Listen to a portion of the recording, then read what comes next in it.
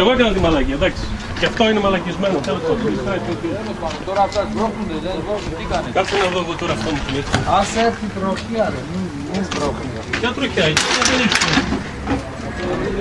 Άμα δεν έχει πάρτε γιατί εδώ θα καθόμουν, θα με έσбρόχνει. Άρα αφού δεν χτύπησε κανένα, εντάξει. Πώς έφτιαξε δεν καθόμουν. Δεν κάνουμε τον όξο. Τώρα τράβα το βγάλτο γιατί μάπα.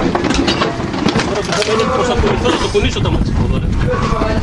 Αυτό το βγάζεις, φίλος, το βγάζεις. Να το βγάλεις, θα βάλεις το πορτμπαγάζ και να φύγεις. Δεν νοιάζει το μαχινάφι που τον έκανε.